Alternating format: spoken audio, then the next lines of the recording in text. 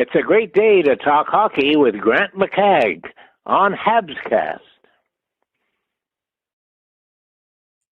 Thank you, Mr. Dick Irvin Jr. Hey, every Sunday is a fantastic day to talk hockey, especially after the Canadians have a big home victory. Looks like they're starting to get their act together at home. This doing this a little differently tonight, this aft. Rick and I taped a show from 11 till noon, and what I'm going to do here is play it on live, and people can contribute on the live chat. They can be talking away during the show, leaving their comments, watching the show. I'll chime in with some comments as well, and then after the show is done with that Rick and I put together, I'll come back on and go to your live chat, go to the best comments, and we'll discuss the show and other things. Hey, it's become such an integral part of HabsCast is the people, right? The fans that come on, that go in the live chat, have things to say, and I try my best to get everybody's comments on the show because I think it's important. And also it gives me new topics to talk about too, because you don't always think of them, right? The fans are a great part of that. They ask me questions, they have comments, and I comment on them. So if you're watching this on X, join us on YouTube. Leave your comments in the live chat, and I'll get to as many of them as I can during the show. So what I'm going to do now, right after I give out the breaking news here that there's been a recall, is what I'll do is I'll play the show that Rick and I did this morning, and then I'll come on after and talk for a little while longer with everyone in the live chat. So, but the big news, and it broke, and thank Rick for as soon as I was getting things together to put the episode up, and he texted me saying, "Hey, Samuel Blais got recalled." Very very good news for him. Obviously, Jake Evans is out, right? So this will be his chance. He finally gets to play for the Habs. As people might remember, he got cut in training camp. Came back because Toronto had taken him on waivers, right? And when they tried to waive him, well, Montreal could reclaim him, and they did. Went back to Laval, but he's been playing well there. And it's too bad for Jake Evans, obviously. However, the fact is that it's pretty cool that he gets a chance to show his stuff in the NHL, and I think personally, he'll work hard. The good thing about players being recalled is this is my chance. This is my chance to show what I can do, and that I should be staying with the team. And you know what? I bet you that he ends up looking good and playing well, and making it even more difficult when it comes time with injuries coming back to make decisions on these players. Because I don't know, I liked his training camp. His last game of the exhibition season was really good, and I thought that he'd be the 14th forward. They ended up going with 13 and send them trying to send him on waivers to the American League, but I didn't think he looked out of place. So I hope he plays well. I'm pretty sure he will. He's a consummate fourth line winger type. He'll bring a physical edge, and I wish him all the best in his finally getting to play in his home province. And I'm sure he'll be pumped and put in a good effort tonight. But let me play the video of Rick and I our show. We had the prospect of the week. We talked about quite a few things. I hope you enjoy it. I'll come back on after, get to a bunch of your comments, and further discuss some things and talk about the game tonight. So let's see. It's my first time trying this. Sunday afternoon, morning, whatever the case may be for you today. Hour and a half ahead in Newfoundland. I'm here with Rick Springhetti. You know it's Sunday when it's Rick joining the show. We've got prospect of the week, draft prospect of the week, Habs prospect of the week, recap the game from last night. Habs with a 4-0 shutout. Rookie goalie, Jacob Fowler looking good. The kids look good. The kids are all right was my thumbnail last night, and you had to be happy with the play of Slaf, Fowler, Cappy, Beck. Beck finally gets his first goal. I was waiting for there to be an offside challenge, or oh no, it didn't actually go in the net, but no, he was pretty happy about it. We've got a couple of clips I'm going to show as we go along here. Rick's going to weigh in with his draft prospect of the week. I'm looking forward to that. We'll do that at the end of the show. Rick, how are you today? I am doing great, Grant. Very happy. Fun game last night. Fun week overall. Just a really, really nice week right before the holidays to put us in the holiday spirit. I think it's just a lot of fun right now to talk hockey, and our listeners have been just amazing on the chat. So we're really, really happy overall. Good. Happy's good. It's nice to see Slaf get another goal last night. I've got some just a few clips here, and we'll maybe talk about the young guys, and we'll expand on it from there. Okay. Just a couple of observations that I saw from last night that were kind of cool. I don't know what the order of this is here. All right, here's Slaf's goal. Did it deflect off Witherspoon? I think it may have, because they're thinking, top corner, beautiful shot. But if you look at it closely there, I'm just going to back it up here a bit. I think it may have deflected off of Witherspoon, but you know what? That doesn't matter, does it? Went in. Not at all. Not at all.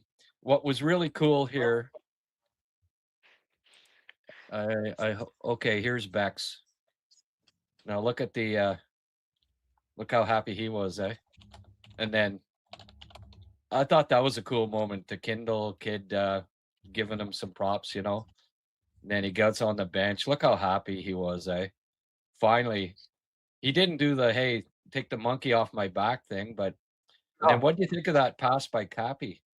Phenomenal. What a great smart play. Smart. What a touch, eh?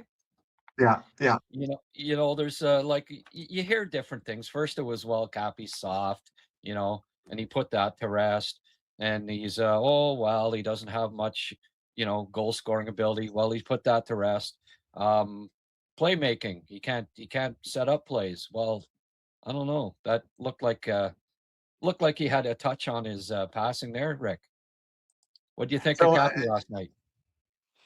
When you talk about young players, and generally it takes a while to have them be, heads up, confident, and just really take the game.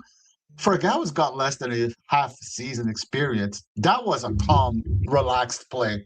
He didn't just rush a pass to Josh Anderson, who would have been maybe an imperfect pass or would have been a difficult pass to contain. He made it so easy on him. He just stayed calm. I'm just going to push it down the ice. I know Josh is a good skater. You'll get to it. Just made it so easy. All Josh had to do was skate and get to the puck and make that play, and all kinds of calm. And that, to me, is the most important thing about Kapanen. It is, again, it's never going to be a banger and a crusher and a bruiser. Obviously, he doesn't have that. He's not dynamic to watch where he's going to be on the plays of the week. Probably not. No. He's just super smart. And on that goal, yes, the Pittsburgh player made a bad pass in the center. Maybe there was nobody there really, but Kapanen was there. Right. He knew where to be. Yeah. And no rush, no panic, just get the puck out, make the play. And intelligent guys like that, to me, the best thing about them is their improvement will last a long time because intelligent players stay intelligent and will continue to make reads and make better reads and anticipate better. So he's got a lot of runway to get better. And I think Marty St. Louis sees that because he's using it more and more, and he's pushing it. Yes, Evans got hurt, but Kapanen got important minutes on the PK, and he's been getting important minutes on the PK recently, and Kapanen has seen a bit of time on the power play. So believe me, we've noticed, and Marty St. Louis has really noticed. I think he really has high hopes for this player. Well, 18 minutes last night, and which was second or third, I think, among the forwards in ice time after Suzuki, as usual. Stepped up, with Evans gone. Like, I think maybe his PK time will be cut back a little bit with Danault coming in, but I also think that it's Veleno that will be off of the top four, and Kapanen Danault likely be a penalty killing duo together, right? Well, yeah. Instead of Kapanen and Veleno. That's a nice upgrade, right? You got Kapanen and Danault and then if it's on Kapanen's strong side, the face-off, he can take it. On Danault's good side, he takes the important face-offs. But I could see that being, because he's got a goal and an assist now, shorthanded, and has had other opportunities, and he can create some offense on the PK too, because he's smart. He's in the right place, and he got that up quickly to, like, he was poised and stuff, but he made that play quick. Like, he got the puck and he saw Anderson there, did the sauce pass up that was perfect. He's probably good at curling too. I don't know how good the Finns are at curling, but he had the right draw weight on that. It was the perfect draw weight on that pass. And Cappy's never going to be a great stick handler. You see him lose pucks when he's stick handling at times, and that might be why some people think, well, there's not a lot of offensive upside there, because he's not. I mean, when you put him beside Demidov, they're different players, right? Yeah. Like, Demidov's the East-West dangler, great hands, and is going to make the highlight plays. Kapanen, he'll knock the stick off the guys, off the opponent, and friggin' dump it in to the right spot. He's more of a meat and potatoes guy. Yeah, I do see more and more the more I see him. Like, was Patrice Bergeron a dangler? Not really, right? No, not really. No. And that's what Kapanen's like. Like, same size. The more and more I watch him, the more he reminds me of Bergeron. And that's high praise. So, he's not going to be a superstar center, but he's going to help you win games, and he's selfless too. I like that part of his game. It's just again, the kid just keeps impressing me. And Beck, it's going to be hard to,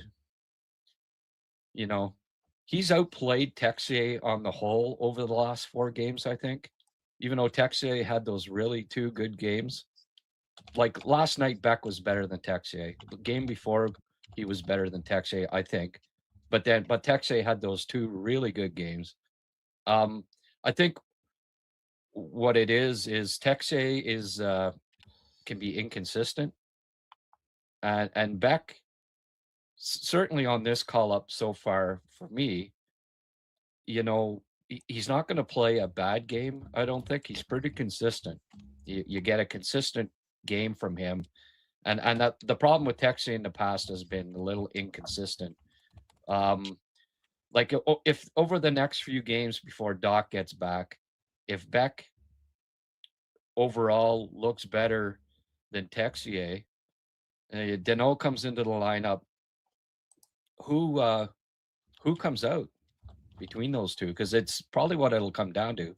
Veleno, I presume, is going to lose a spot to Danault, right? They're not taking out Anderson or Gallagher. They're just No.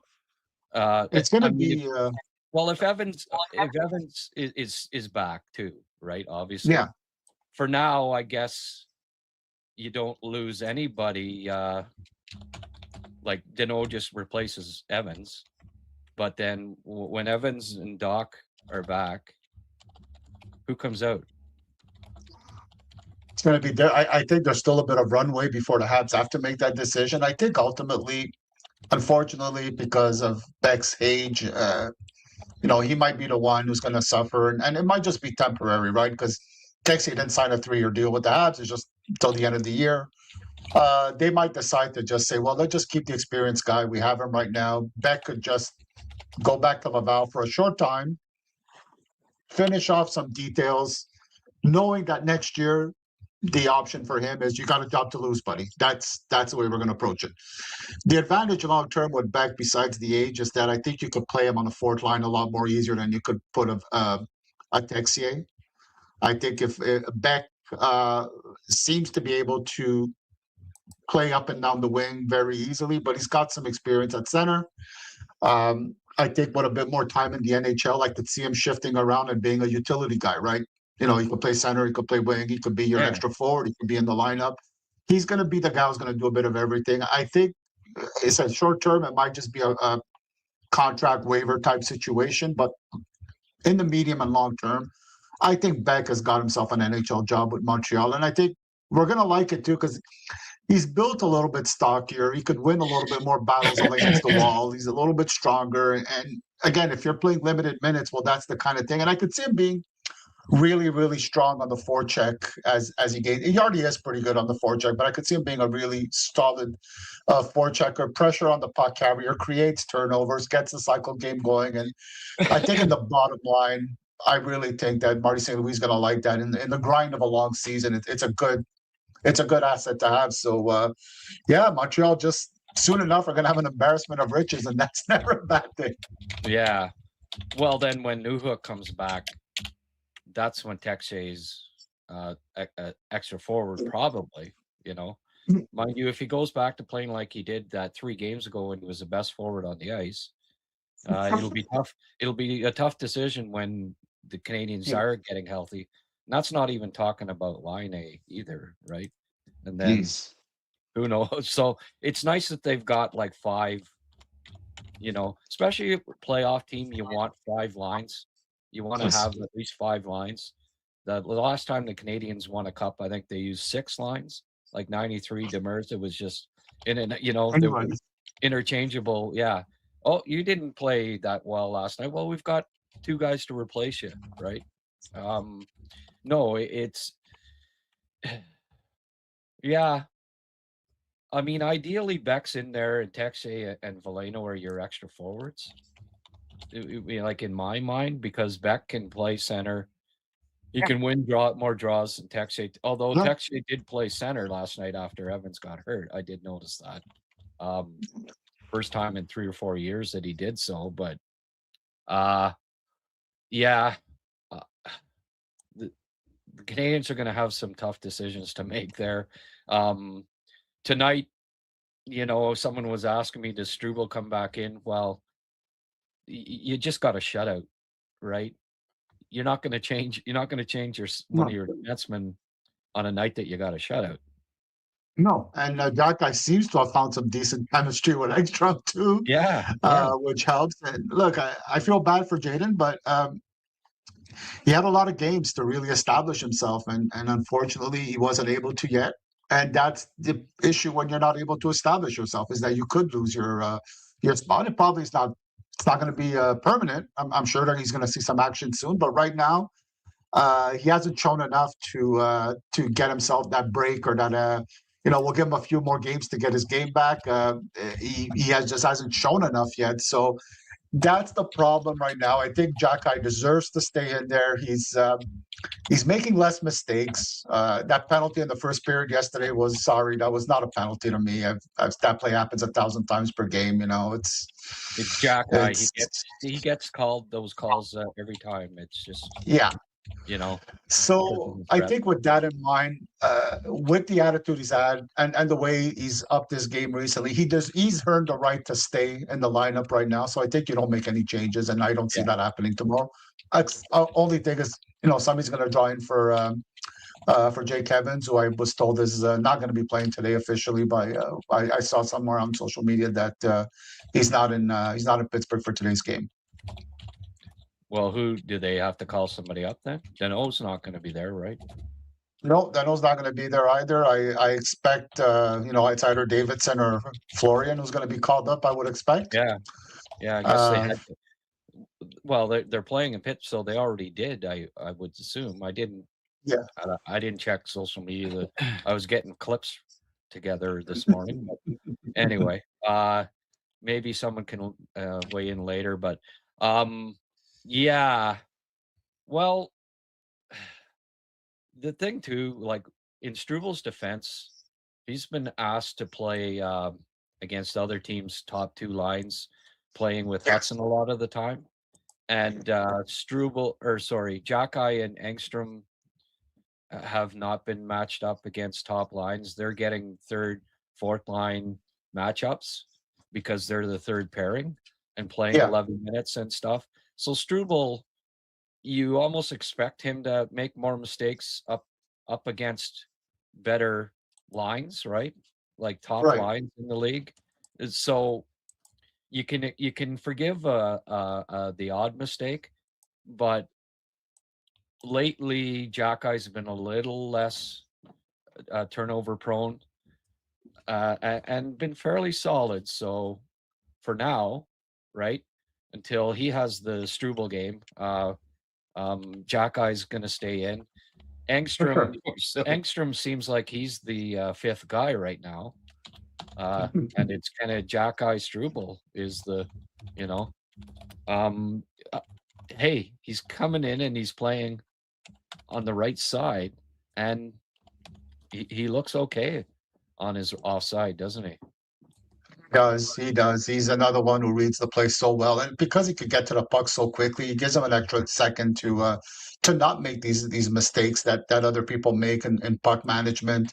And his skating gives him an opportunity to skate himself out of trouble when he does get pressured. The fact that he's a left-handed shot that could play right so well, it makes him an awesome option, right? Because you could move him around here and there, where the other ones maybe struggle with that a little bit more.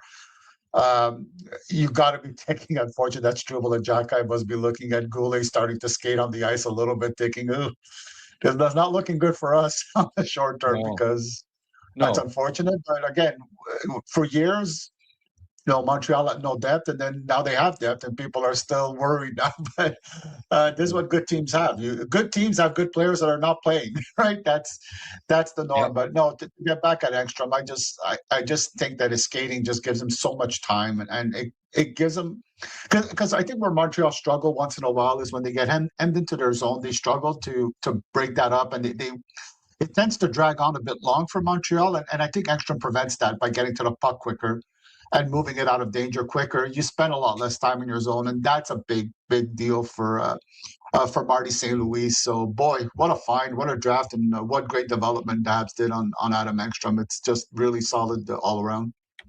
Yeah, for sure. And Lane gets to play back on the left side, right? Right.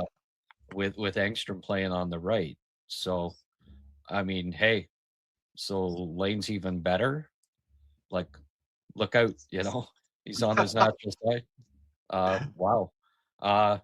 When Carrier comes back in, when Goulet comes back in, then you'll, I guess, probably have Hudson going back to the right, because ideally you want Goulet, Hudson, Matheson, Dobson in your top four, right?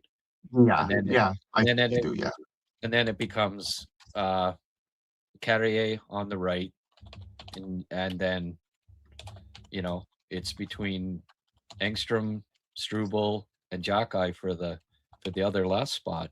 And right now, I mean, unless you're playing, tough teams, Engstrom probably has the edge over the other two right now as far as like when they do get healthy again. Engstrom Carrier could be a good pairing, I think. Yeah, they really will. Engstrom will, Carrier will really help Engstrom a lot, because thing with Carrier is that he's undersized a bit, but he's quick enough that he could get into position quickly for Engstrom and be an option for him on the breakout and be back quick enough to support him. Not that Engstrom needs a ton of support defensively. I think he does really well when the puck is in his zone. He's not just a good skater, but he thinks the game well. There's so many options you have, right? You could see him maybe being even a secondary, maybe an option on the penalty kill himself.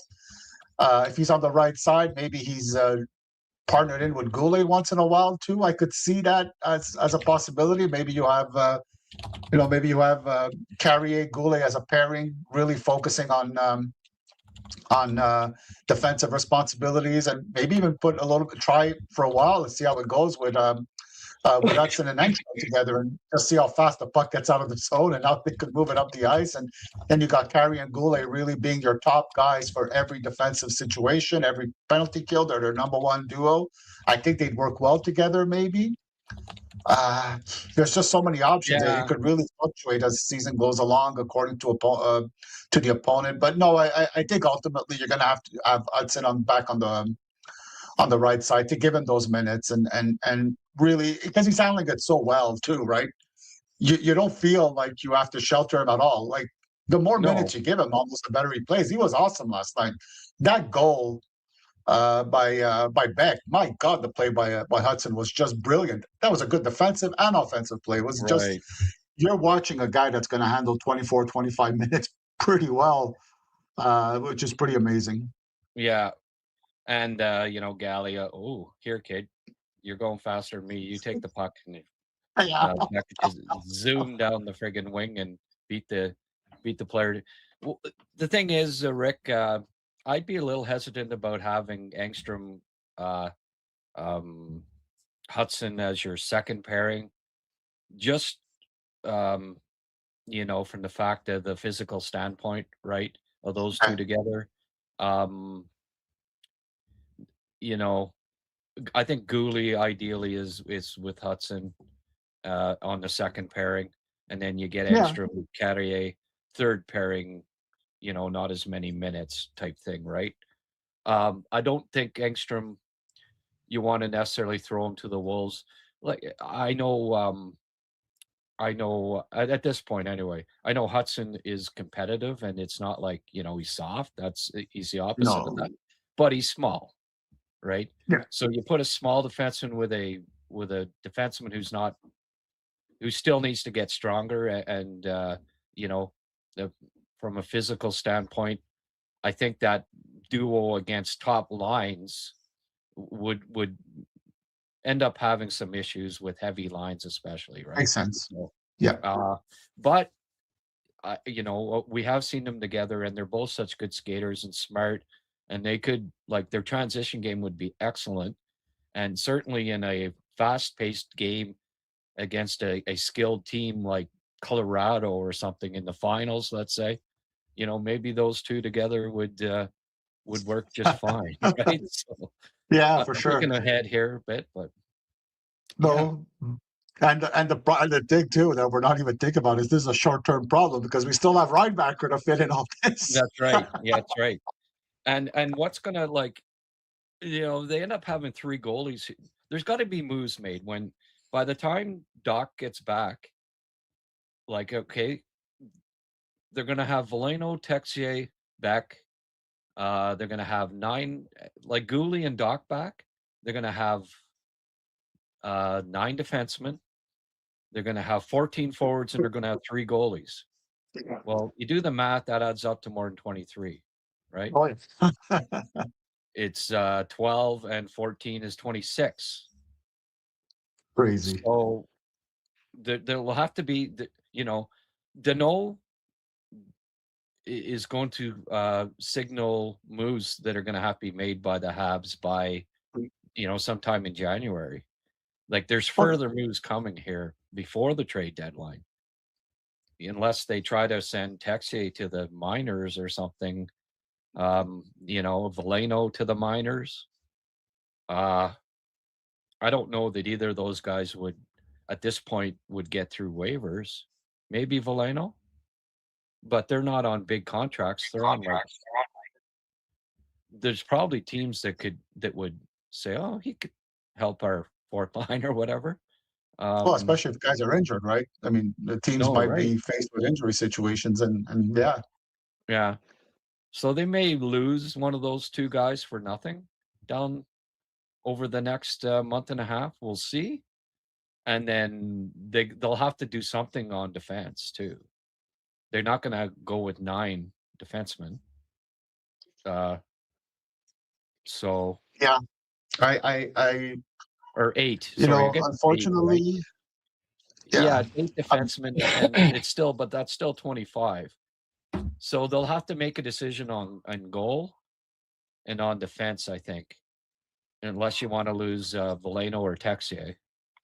And then Beck gets sent back down too. So there's going to be a lot of headaches, but pleasant problems because it just means depth, and then new hook. And then there'll be another decision to make.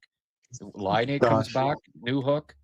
So before the trade deadline this year, Canadians are making several more moves of some description. And it'll be, hey, that we've got a podcast to talk about it.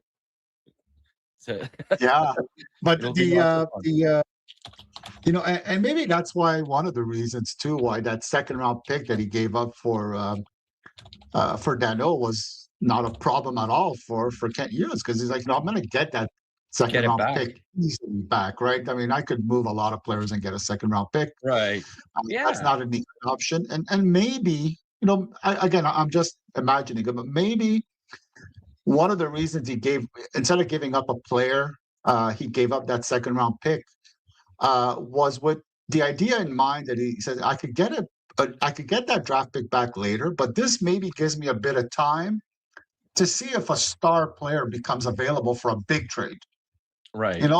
Maybe if things fall apart for Pittsburgh, a certain center might become available in a month or two suddenly, and maybe I'm going to keep my assets to make that move.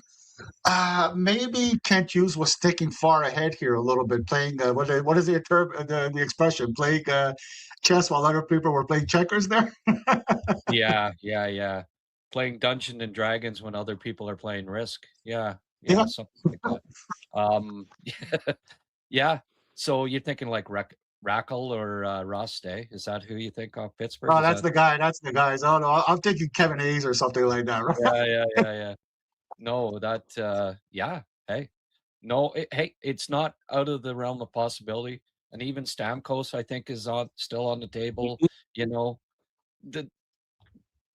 The Danault trade signals to me that, okay, they think like I do that the East is winnable. Like they're one of the teams that could win the East this year. So go for it.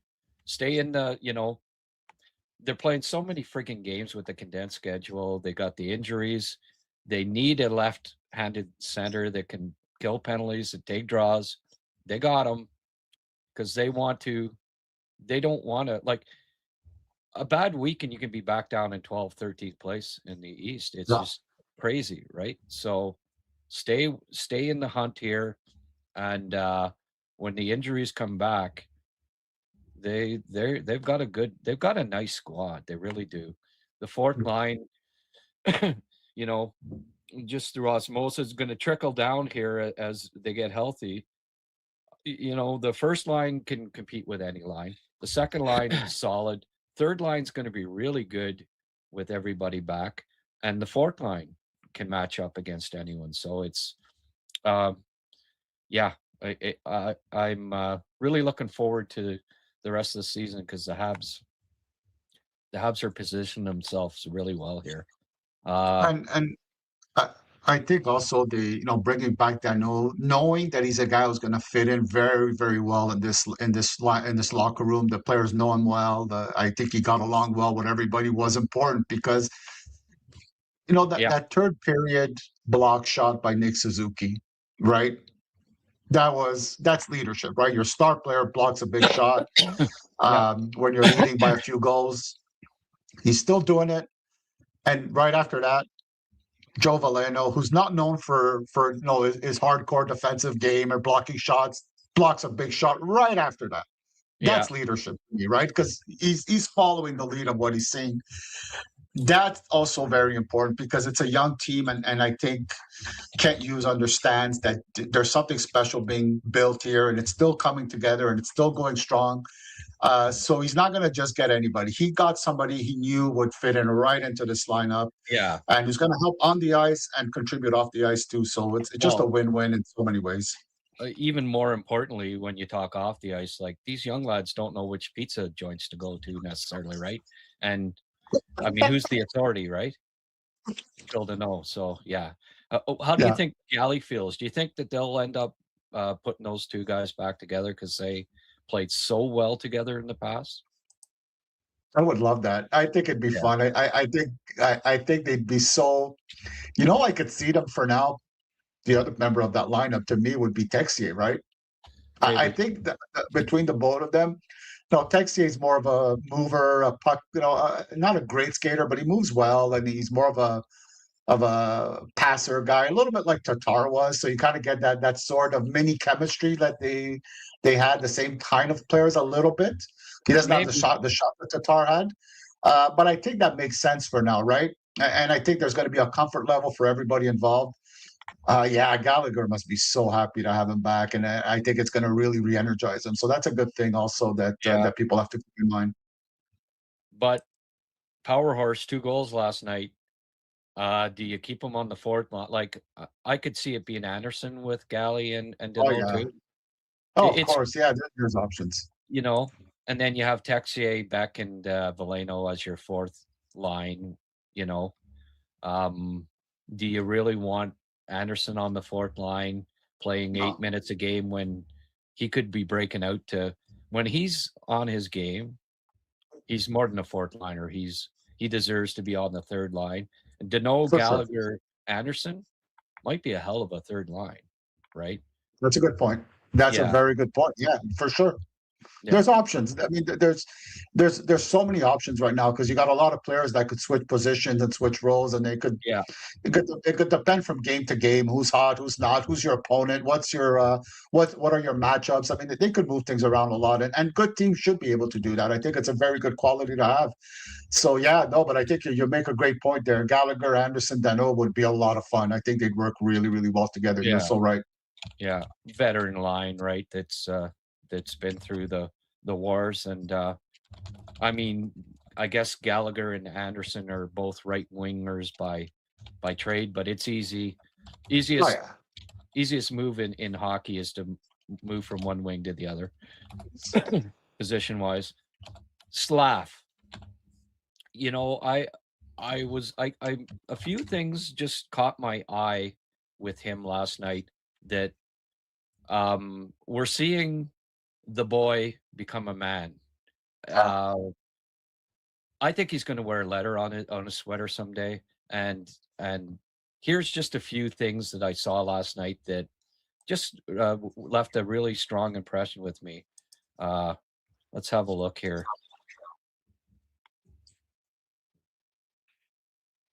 See Veleno laughing there, whatever he said.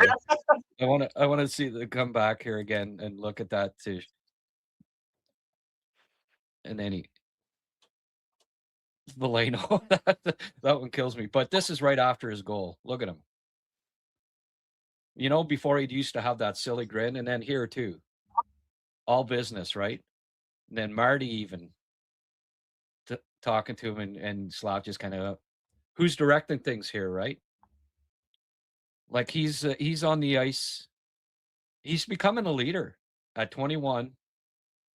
In 3 years' time, this guy's going to have an A. I really think so. And then here, this is my favorite. Slaf talking to Demi, right? Now you do this, that. Look at the look on Marty's face. It's like a proud papa. You know what I mean? He just has this, and the smile here. Like he's thinking, all right, this freaking move, putting him with the two kids, is paying off. Slaf is taking the bull by the horns, becoming a young leader on this team. And then, I mean, I got to replay this again here because look at Demi too. He's just, okay, He says, okay. But the look on Marty's face, he's so to me, he's saying, yeah, that was the right move to put Slaf with the two kids and say, you're not deferring anymore to Caulfield and Suzuki. You lead your own top two line now. And this is your fourth year in the league. It's time, you're not the goofy kid on the bench there, hey Spike, hey anymore. You're when you score a goal, act like you've been there and done it. And you see him, I'm going to play this again because there's so many things to take from this. Like, Veleno laughing at but this is right after the goal. Before he'd have that silly boyish grin, right? And then here too, after the goal, not even smiling. And here Marty's like trying to joke with him, and it's too bad it gets cut off because he goes from smiling to kind of back to serious, and then here, like, the look on Marty's face is just priceless as far as I'm concerned.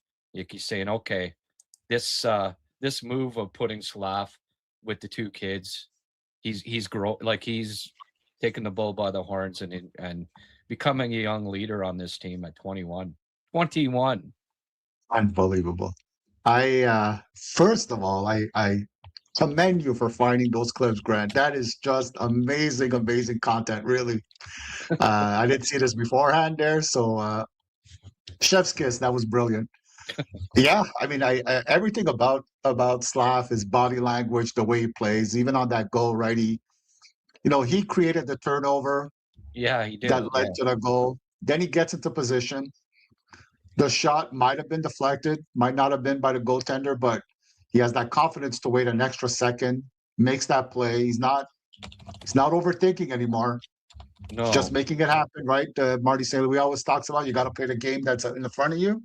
He's mastered that at this point, and I think he's figured out what kind of player he'll be. And I always said I didn't like those comparisons to the Kachuk brothers or Tom Wilson or stuff like that. It's not him.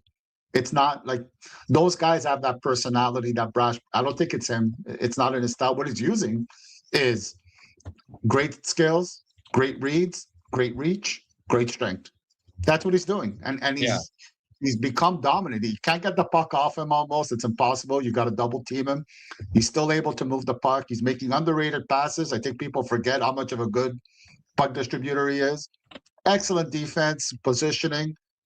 And now he's taking all those skills and he's using them in his mind and knowing when to use what and when to do what. And those clips were amazing. That's a leader.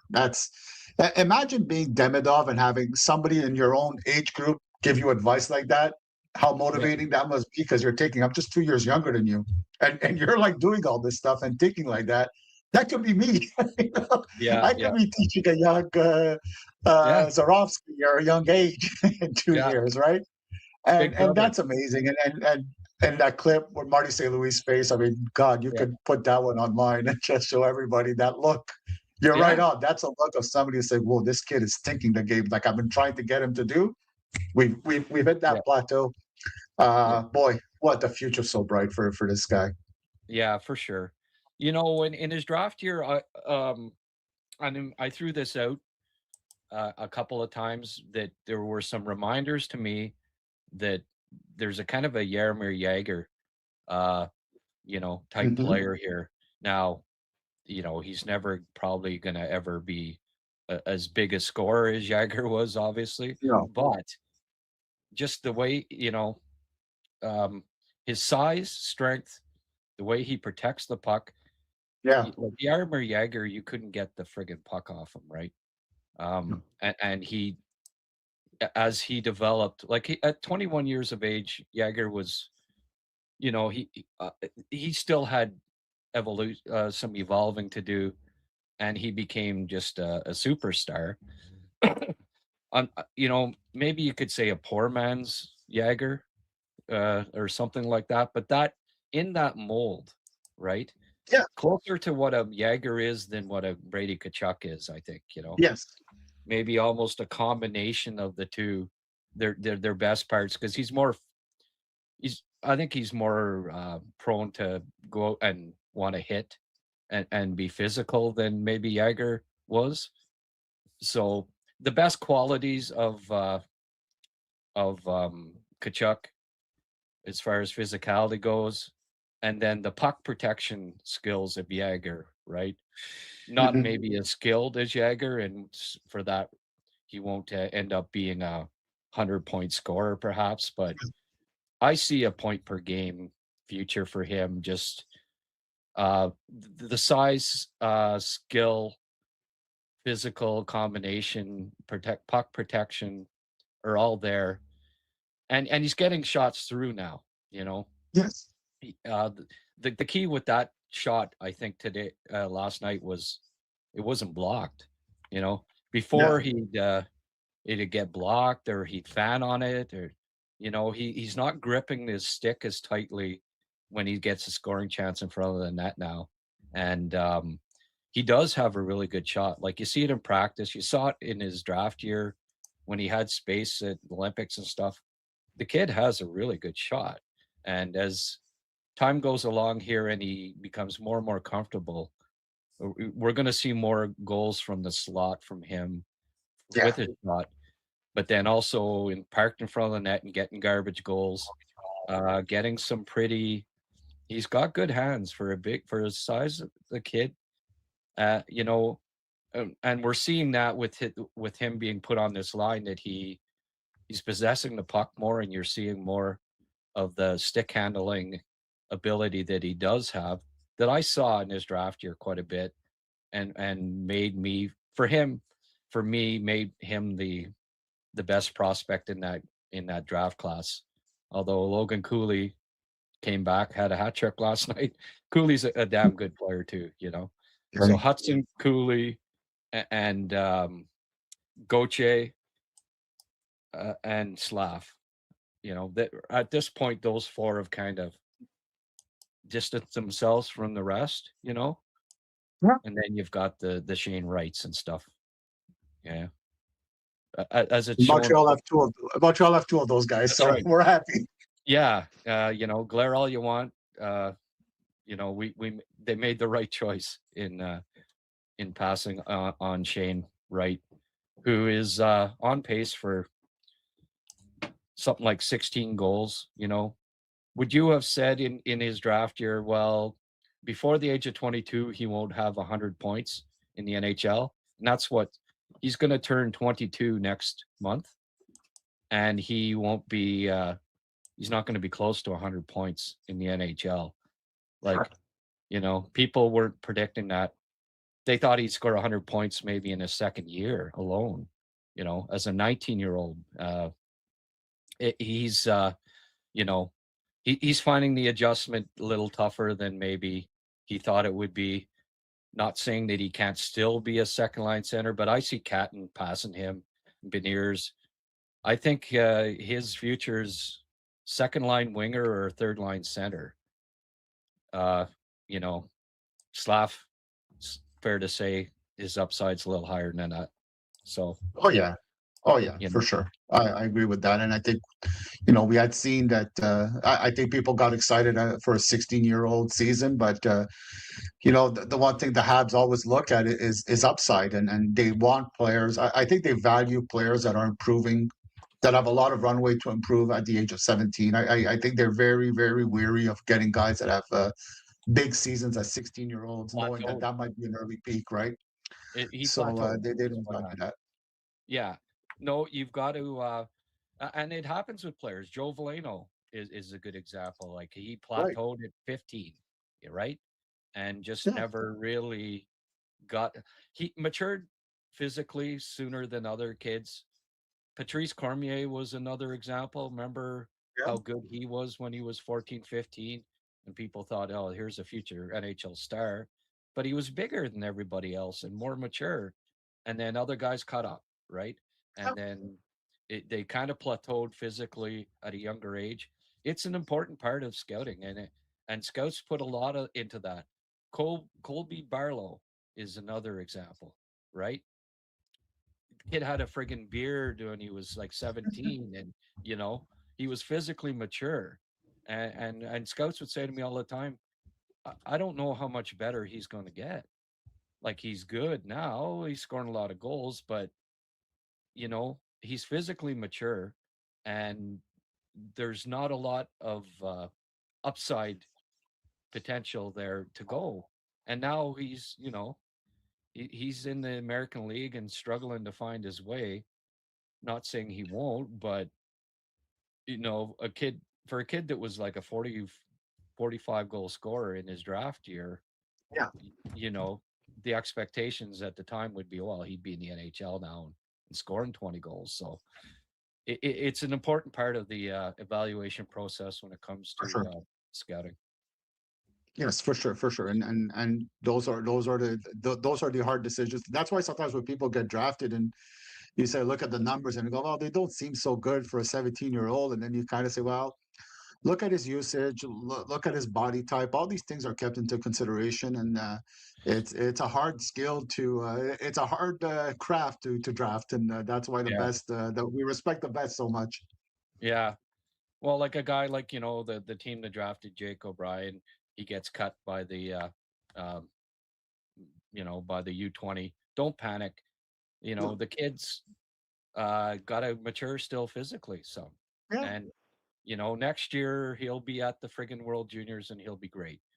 Did yes, you did you manage to see any of last night's game? I only saw a little bit of it, but Hage looked good again, I thought. yeah. I heard, but I didn't watch any of last night's game Okay. yet. It's PBR though. We're gonna Yeah, get yeah, to it. yeah, yeah. Well, you didn't see either. So you didn't see any hockey last night then live, right? No, well, no, I did watch last night's game, but I was also busy doing the stuff at Oh, home, you so did. I Okay. kind of watched last night and this morning. But it happens Okay. pretty often that you watch games a little bit later, but you get to them, and that's what matters. Yeah, for sure. No, no, as long as you watched it, you Yeah. know. So let's get at her here. Draft prospect of the week. Um, you picked a a player that stood out for me at the at the Helenka in the summer. I thought he was really good, and he's taken the OHL by storm and been solid this year. I like your pick. Tell us all about it. Well, this week, Grant, I went with a Florida-born, but a Russian prospect, if you will, but the name of Nikita Klepov, who right wing plays with the Saginaw Spirits of the OHL, and as you said, is taking the league by storm. He's got 19 goals, 21 assists, and only 32 games. He's been really, really solid on that team that is kind of retooling after recently being Memorial Cup contending team, and he's really played very well with Saginaw. He was born in Florida, but raised in Russia. Came back in the U.S. at 15 years old. Last year, he played for Sioux City. He's committed to Michigan State next year, so he's been traveling around, perfecting his craft. Uh, Klepov is like maybe not the biggest player at 5'11", 178, but I think that's a little bit underrated strength. I mean, he could handle himself well, fighting off, tight checking, and work along the boards. It's not bad at all. He's a really, really good stick handler, very smooth, very fluid, can change directions very easily. He's got quick hands, creates a little bit of havoc for the opponent. His shot, be it a one-timer or a shot, really, really solid. He gets it off quickly. He hits the net with good regularity. Sees the ice well. He's got creativity to his game, and he's got a lot of patience. He tries to draw opponents to him before moving the puck, creating a lot of openings for his line mates. He's got a little bit of jam to his attitude. He answers back with a little cross check or a hit behind the legs when challenged. A little sneaky that way sometimes, Yeah. but not a bad thing, right? He's not intimidated by the physical aspect of the game. Defensively, I find him to be mostly committed. He does back check. He does try to get involved, but it's a little inconsistent. I think sometimes he stays a bit high if he thinks Okay. the defenseman is going to get to the puck beforehand and win a battle against the boards when he should be coming down a bit low. So there's a judgment thing on that. And I think where he has trouble a little bit is on zone breakouts. He tends to be either a little high or maybe moves it to the wrong guy. But once they get the zone, he's really, really Okay. strong. So I do have some clips on him that maybe we could show them. What number? So he's number 98 in white, by the way. So in these clips, so you're 98 in white, right wing. right there. So Right wing. Here he has. right wing. That's it. Comes Okay. in, really nice pass. Yeah, definitely. And there's a really good shift overall. Here he goes, going to take the puck again. This is what I mean. He draws opponents, really Yep. patient, moves, creates openings, and then he moves it. Blocks the guys a little bit there. Yeah. No, that was nice. And he's going to get it again. A little Yeah. bit more action for him. This is 4-on-4, right? So he's got the open ice, but he makes plays. Here he goes again, and watch this. Ooh, boom. Nice. Really good one-on-one player there. So you got to see a little bit of everything skill-wise. Yeah. I really liked him at Helenka. Him and Hextall really stood out, I thought, and was one of the better players. There was a nice dish too there. Yeah. Again, patient, sees the ice, keeps his head up. Yeah. He's got nice Here he goes again. Oh, Really, nice. yes, exactly. And here, look at this one-timer. Boom. The nice pass too, and yeah, very nice. The give and then ready for the one-timer. Right. And there, that's him sniping another one. That's another one. That's another goal there. Good wrist shot from up high. Yep. He's got a good shot, good passer, good puck skills. Yeah, like the that was a goal. tools are there to be, middle line NHLer someday. I think, eh? I do think so. Right on. Look at that, eh? Him again. Oh, another nice goal, right? Yeah. Stick handling, got open. So does he do this every shift, Rick? Or? Oh. He makes things happen a lot, that's for sure. Yeah. Look at him here. Yeah. There's another. Okay. So it's not all goals. Okay, good. No. And then at the end, you got one more here where he's. This is the breakout, I think. Oh, okay. This is the breakout where see here he goes. He got a really not a good pass there on the breakout. So little things like that, he kind of has a little bit of mistakes, but they happen. Well, at least he got it out, right? Like if that would have been intercepted at the line, then I'd have a little more issue with it. But got the puck out. What on the defensive end of things? What would you say? Like, is that what he needs to work on the most in his game? Do you think at this point, or get stronger? I think it's more being consistent, right? Because he'll come in deep sometimes, and sometimes he'll stay a little bit high and maybe take a chance that his teammates are going to get to the puck quicker, and he leaves a man a little open. I think he's got to be more consistent of just constantly coming back, constantly taking his man, not always hoping that his teammates will gain possession, because they don't always. And Saginaw tends to play more of a fire wagon hockey historically, right? They love their offense. They always they always love that. But it's really about just being consistent, getting your man, and being safe in your defensive decision making. And although his strength is not a huge problem, there's still room to grow strength wise and tangling up the stick a little better defensively. At times he doesn't quite do that as well as he could. So there's those parts of his game, and I think also as he gains his lower body strength, he's not a bad skater, but I like to see him maybe get a little bit more explosive, because with his skills, you want him to get open more, and he needs to just improve that little first step a little quicker, give himself a little bit of separation, because he could do a lot of great things with possession of the puck. So those are the things I like to see him work on, and those are things that can be worked on, I think, as he gains experience. Good job. All right. Nikita Klepov, where would you maybe somewhere in the teens? Would that be too high for him? More towards the end of the first? Where would you have him slotted right now? I think it's Or going to even be in the anywhere first? between 18 and 25, I think, in that general Yeah. area. Yeah. I think. Okay. You know,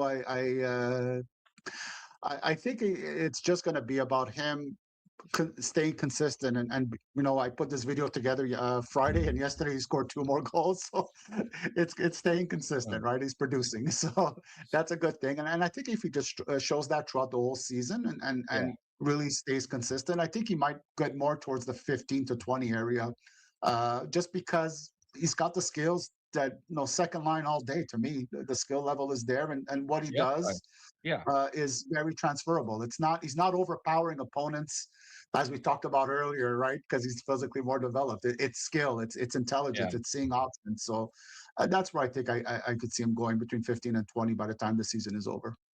Well, after his 2-goal game, then closer to 18 than to 25, right, Rick? Um, what would his floor be for you? Boy, I mean, I think his floor will be third line, really, because I don't see him as a fourth line player either. Although, you know, the fact that he's not too intimidated, maybe if the wheels fall off, I could see him developing into another kind of player. But I think I could see him as a third line player if things, you know, as an upside. I see more of a third line player. Again, I think his willingness to play defense is not bad. I don't think he's the kind of guy that just doesn't care. I just think he's got to be more consistent and more careful about it. And that'll come with practice habits and with coaching to remind them constantly to, you know, you can't hope that your defenseman will get to it, or your teammate will get to the puck and get you the puck. You got to be a little bit more careful about that. But I do see him willingly come back, and at times he's one of the first guys back as a forward, and that's not a bad thing. I think with that kind of willingness, he's coachable. And the fact that he travels around to try to improve and to join good organization tells me that he's motivated to be a good pro hockey player. So I got him as a second to third line player any day. Yeah. You don't see him as perhaps being a tweener that's can't play on your bottom lines ideally and is a AHL scorer. You think that he should probably, you know, all things being equal, will at least find an NHL role someday, right? I do think so. I think the skills that he has and the way he plays it is very transferable. There's not much I've seen that tells me he's doing this because he's bigger, because the skill level is lower. I think the way he thinks the game, the way he sees the game, he keeps his head up. His hands are quick enough. I think he'll find a role in the NHL. I really believe he will. Yeah. Okay. Well, I'm on the same page as you. Good evaluation as always, Rick, and Thank you. you prove it more and more each week why you're the chief amateur scout of HabsCast, Recruits Thanks so HabsCast. much. Yeah. Thank you. Thank you And, very much. and I've got a Habs prospect of the week. A little quiet with the Christmas break sort of being on now. Not a lot of college hockey. The Russians even took a week off there, and I mean Jarosky came back, scored a goal. Hages looked good; he was a possibility. Pickford, before this break was still hot. They were all, in the mix, but Pickford, because it give it to him the time before, didn't really want to. So I went a little off of what the usual is here. And my prospect of the week is Jacob Fowler. Oh, Yeah. wow. I mean, he's still really, because he's only played a handful of games in the NHL, technically is still a prospect. So, I mean, one time I did it for Patrick Laine because the definition of prospect, he actually fit it before he ever played a game for the Canadians.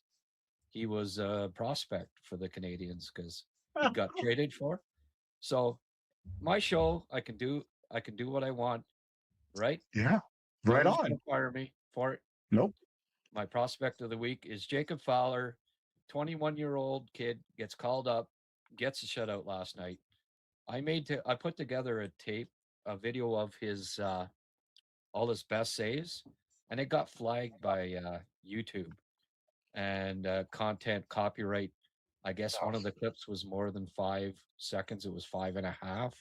And anyway, I ran out of time, and what I did was like, okay, well, here were his two best saves that I thought, and I put it through YouTube, ran her through the copyright machine, and it said, "Oh, good to go." So I've got his two best saves from last night to show. Uh, these were nice. That friggin' pad, eh? That Yeah. was an amazing save. It shows that, like, the word on him has been his athleticism. Maybe not because he didn't have the perfect body type, Mhm. but we'll play this again. But he's got great pads. He gets them out, and his athleticism is just fine. Thank you very much. That's not quite the Jim Pap Ken Dryden save on Jim Pappen from everybody remember that, right? 1971, but it it was comparable, that type, and those were huge saves. Uh, you know, Pittsburgh gets a goal at either point in the game, and they're right back in it. He made probably 5 or 6 excellent saves that Yeah. prevented um, um, the the Pens getting back in the game. And it's too bad I had a clip of him staring down Crosby after he made that save on the power play. Like he makes a save and then he's just, you know, what do you think of that? Sid the kid. He grew up a Pens fan and, you know, Sid would be his hero, I'm sure. But it just showed that he's got swag, he's got some confidence there. And your goalie's got to be confident. For And sure.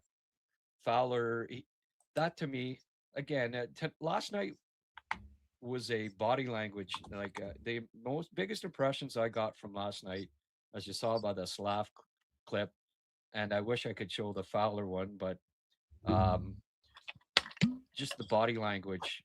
The thing that impressed me the most was Slaf's demeanor and Fowler's demeanor. They both look like, okay, we're that's right, we're bad. Remember that movie with Gene Wilder and Richard Pryor? That's right, we're bad. Like they're you know they've got the swag, confidence, but quiet confidence, I think, to a certain degree. I just this young group, the chemistry and what they're building here, I just see, you know, the Canadians are going to be a force to be reckoned with over the next decade here. There's just too many quality young players, but also quality young men. And when you've got, you know, character, skill, um, that's a great combination. Like Bergevin tried to get character, but a lot of the character guys didn't necessarily have a lot of skill. Well, what the Canadians have now is both in spades, and it's maybe the two most important, just in general. If you got loads of character and loads of skill, it bodes well for a young group coming together and being perennial cup contenders as time goes along here. Right on, Grant. And you said it best. That's exactly what the Habs are developing. And then, my take, if you will, on Fowler is that he gets such good body positioning because his reads are really good. They tried to cross ice him a few times, and he saw every one of them, and he didn't Yeah, overcommit, but he was just a little touch quick enough to get in position. And intelligence, whether it be Kapanen, Slafkovsky, and Engstrom and Hudson and Fowler, all very intelligent players. Reed plays well, take the game well. Physical, rather it be, injuries might affect your speed, your hands. Age might affect your quickness, your willingness to fight for position. Intelligence is not affected by anything. You just have it right. and you can keep Well, developing it for all your career. it's really fun to see what the Habs have drafted and what they've developed so far. Yeah. Yeah, there's a nice mix there, like Cappy's a pretty serious guy, but highly intelligent. And there's Yeah. one player that you know, just with how smart he is, and I mean Demidov is too. Uh, but Cappy is going to be a very good NHL player for the next decade because he's just so intelligent, right? It's Right. consistent. When you're that smart a hockey player on the ice, you're consistent because you're never gonna turn into a dummy. No, you won't. Exactly. That's well said. And great choice for the prospect of the week. I love that you thought outside the box for it. And Yeah. I approve 100%, my friend. Okay. Good. All right. All right. Well, on that note, that I've got Rick's approval for a change. Let's wrap her up. Thank you very much for tuning in. Thank you, Rick, for taking time Thank out you. from your nursing job with your two sick women there at home. And Thank you. yeah, I Thanks. hope they get better soon, and that Thank you. you have to take off your nursing uniform there soon. So, okay, that's it for another week. I love the Sunday show. Always look forward to it. Habs play Thank tonight. We didn't even set the table for that, but what I'm probably going to do here is I'll do a live chat, uh, combine this on the live with a live show, and talk with all of our great community that we're building here in the you. live Love it. chat, and we'll I'll talk a little bit more about the game tonight, yeah, in the live version that's going to accompany this. Okay, Rick, thank you so much. And Thank you, Grant.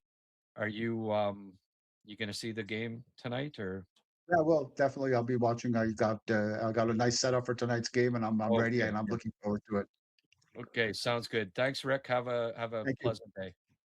Thank you, Grant. You too.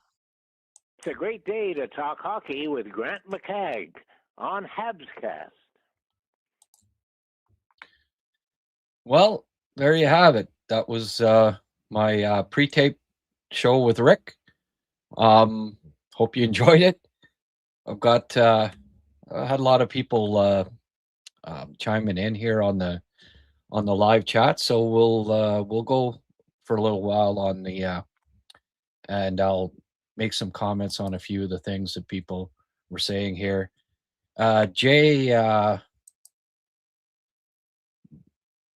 J76 sent me $5.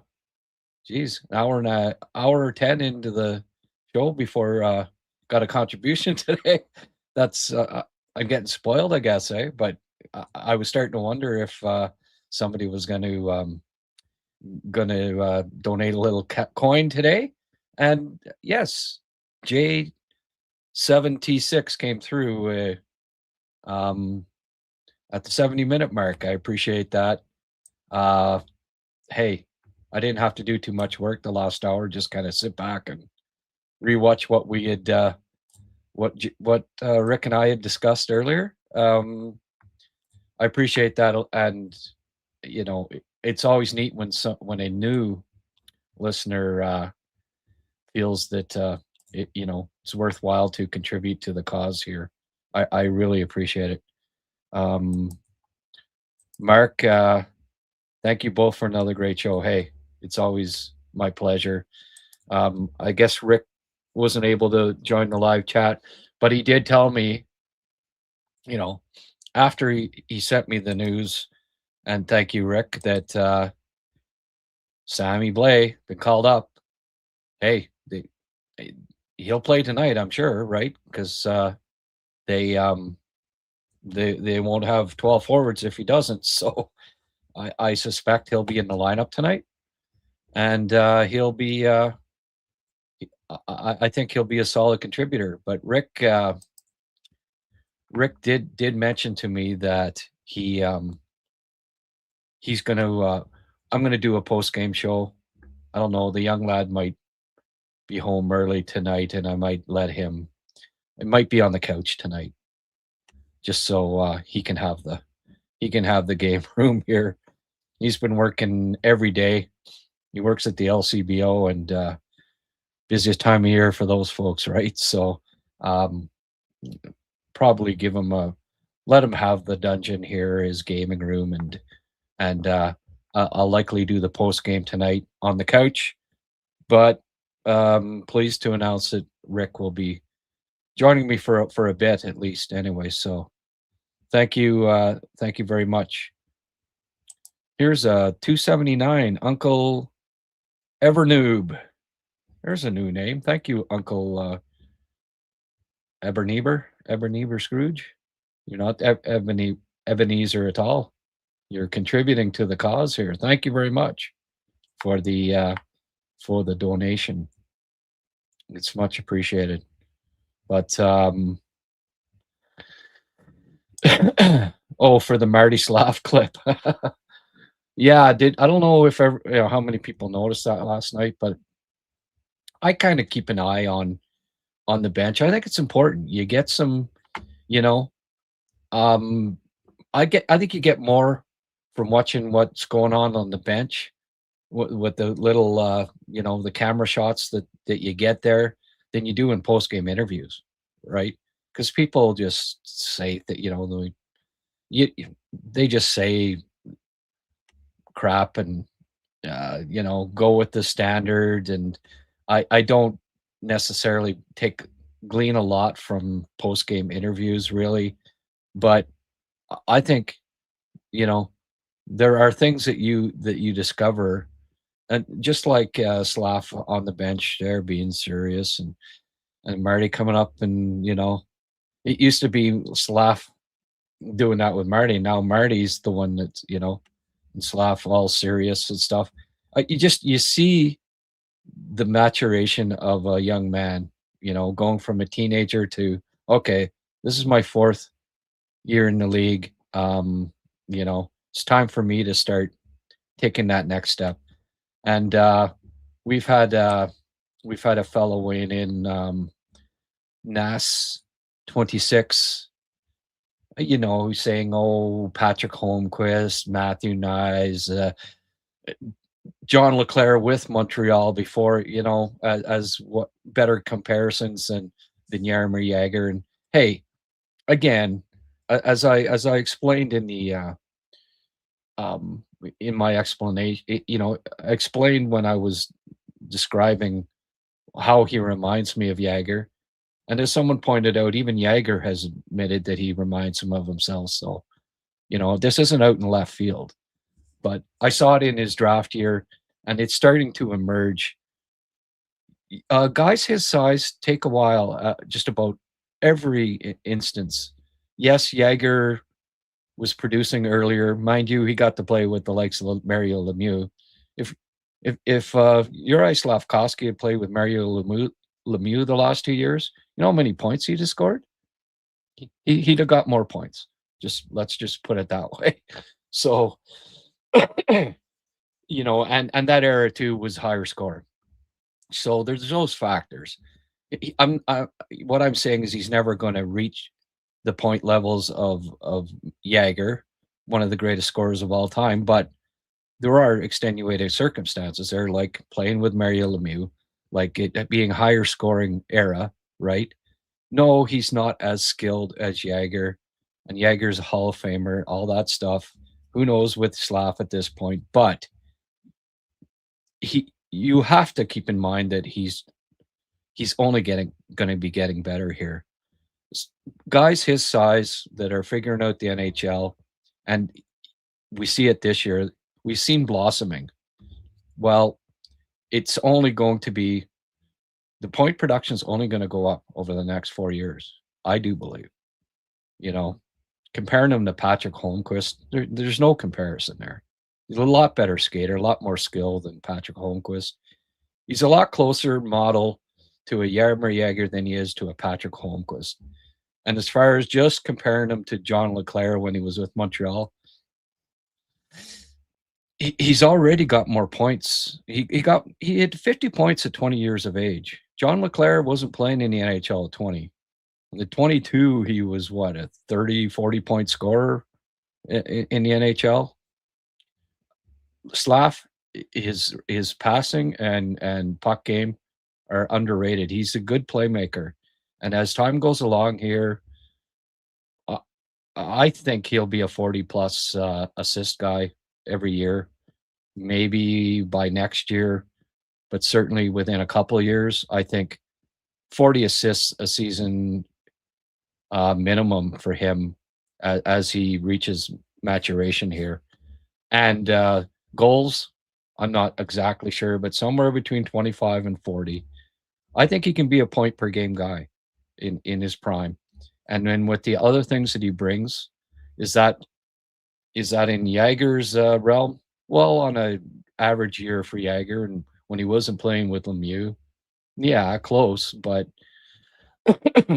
just what really reminds me is similar bodies. Maybe doesn't quite have as big a butt as Jagr. Jagr stuck the butt out, and that was the end of it, right? But very similar puck protection skills.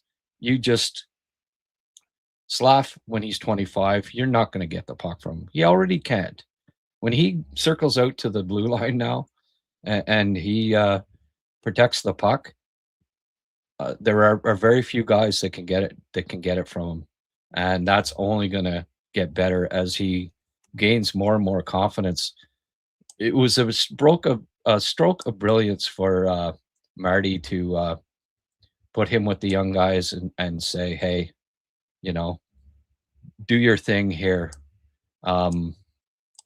You become you're the old guy. You're the vet of this trio.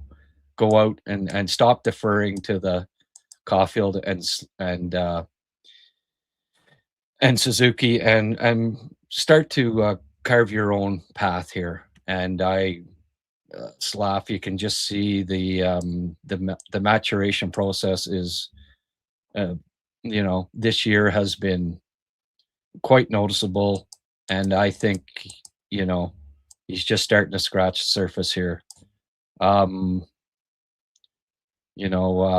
Nash says 25 goals, 65 points is his. He might do that this year. Damn close to it. Don't forget he's second half Slav. He's already having a better first half. So I can see him hitting 25 goals this year, and that's going to be his minimum as he matures. And don't forget,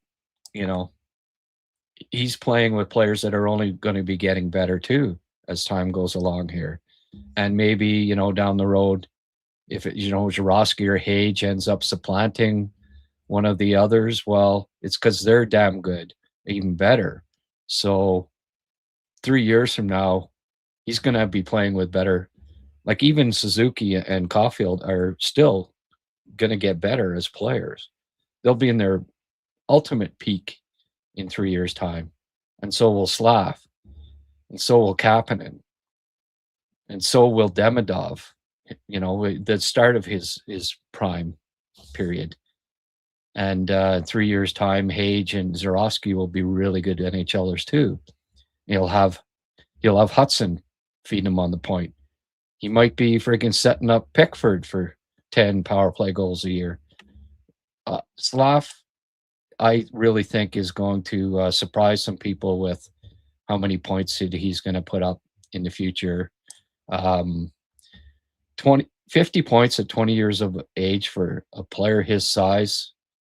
Yeah, he didn't beat it last year, but that gave you a glimpse of just what the full potential is when he's reached it. And he's still only 20 years of age. At 19, 20, he had 50 points. That's damn impressive. You watch. He'll be I'd be surprised if he's not hitting 70 plus at his peak. Let's get to some questions here. I really like how Slaf is using his body to control the puck and skate all over the ice. Next step will be to improve his vision, decision-making, and pass precision. Kid is trending up. Well, I don't know. I think his vision is quite good already, actually, Francois.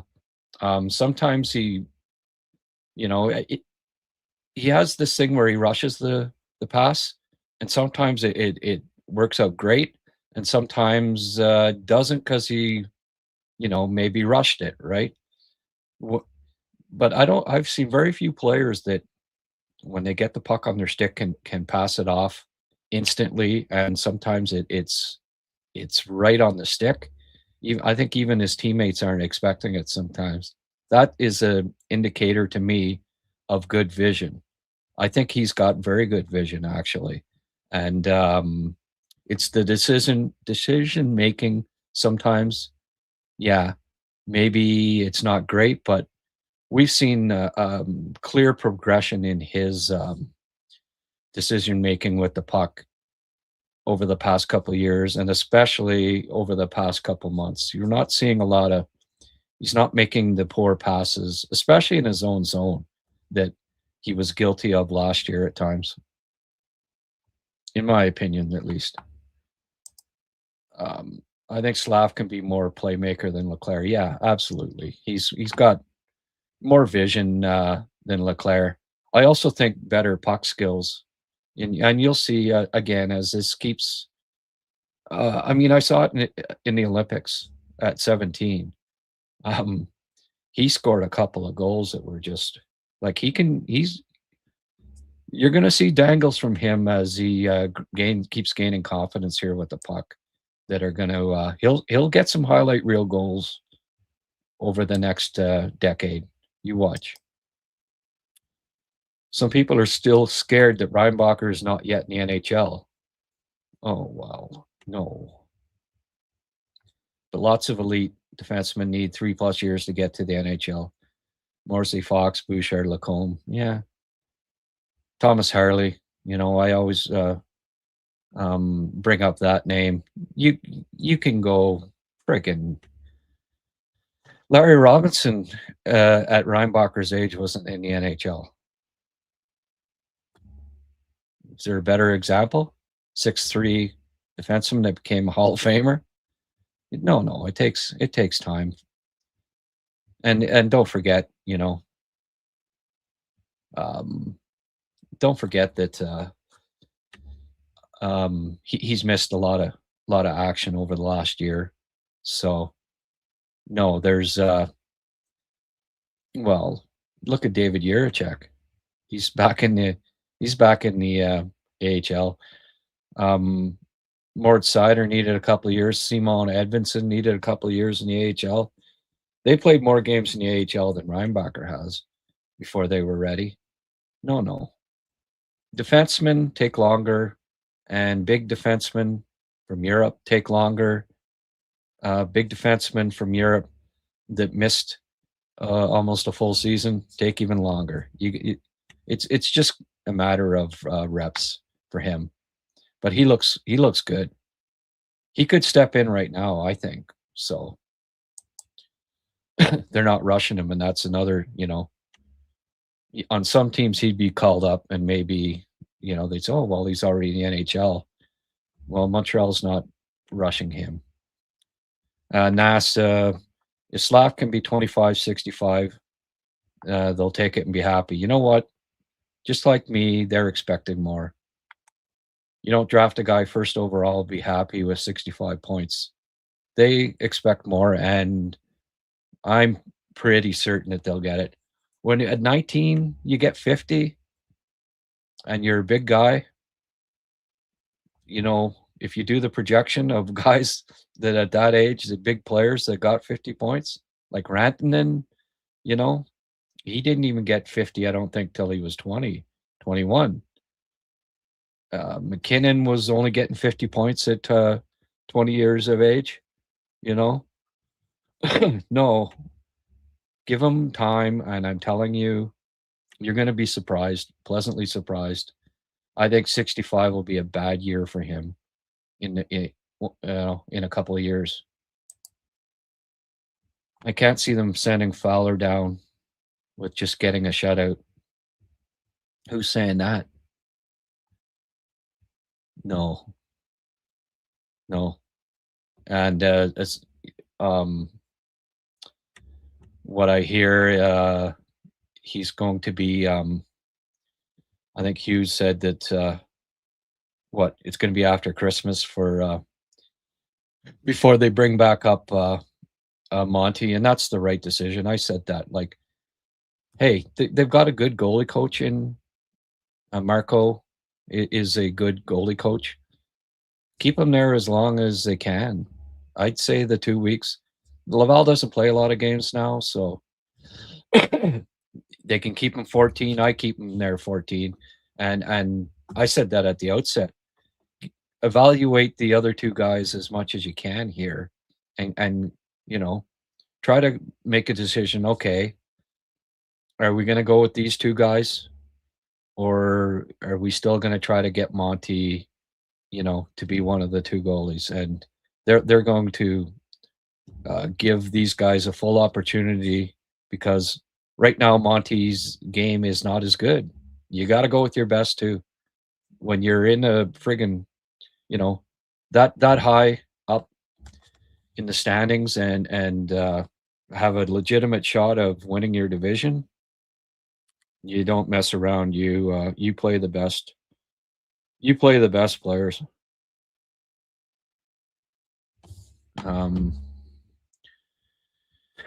Get to a few more here. Hope you can join me after the game, Penguins game tonight.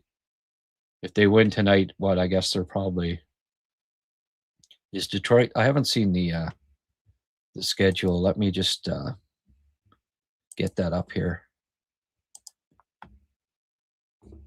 But if Detroit's not playing tonight, the Habs can grab first in the Atlantic, I gather. Let's have a look here. Yeah. Detroit's playing right now. Oh, there you go. Come on, Washington. Let's see here. Let's look at the live standings. So if Detroit gets a point tonight, they're 2 up. If they end up losing, Montreal will be able to jump past them, but tie or a win, and the best the Habs can do is be tied with them if Detroit loses in overtime. Anyway, hopefully Detroit loses today. All right. Where will Zerowski fit into the lineup eventually? Thanks for the question, J7T6. It's too early to, he might be second line center, anywhere from second line center to third line winger, but more likely to be third line center or second line winger, maybe second line center. It's hard to, exactly. I mean, he's only just now starting to play center. And I know I'm like a broken record with this, but your play away from the puck is so important when you play center. And it's why Cappy is centering the second line right now, and why, until further notice, both Hage and Jurowski will have to. They're nowhere close to being in Cappy's class right now as far as their play away from the puck. Nat will have to get at least close to Kapanen in before an NHL coach would be comfortable. You look at centers on every team. There are very few that aren't above average defensively, because it's the most important position on a line when it comes to is play away from the puck. Jurowski, for me, I see, probably a second or third line winger on the Habs, but one with a lot of skill and with the upside to get a lot of points. Kent Hughes will have all his tools available when trade deadline comes around. I'm expecting big moves then. Well, they have no choice but to be making trades, and it might even, there's going to have to be some moves made before the trade deadline, because when when Doc and Gooley are back, there's going to have to be moves. And Evans, who knows? I don't know how long he's out for yet, but when Doc and Gooley come back, there's going to need to be moves at that point. And then Line A Newhook, there will need to be moves. And I think they still try to fortify things. The Danault move tells me that the Canadians are going for it, and that they will be buyers. They're not going to, like, they might sell off something to get a pick back, or an excess something here or there, but they're going to be more buyers than sellers at this trade deadline. I expect that. I'm not as high on Hage as you are, Simo. I think more second or third line winger or third line center. Again, it'll come down to how good he is, competitive wise, consistent wise, away from the puck. I've been impressed. I've liked him at the World Juniors. I think he's made significant strides with his defensive play so far this season, and that bodes well. He's also playing. He gained some strength, and he's playing with more of a physical edge. I didn't see all of the game last night.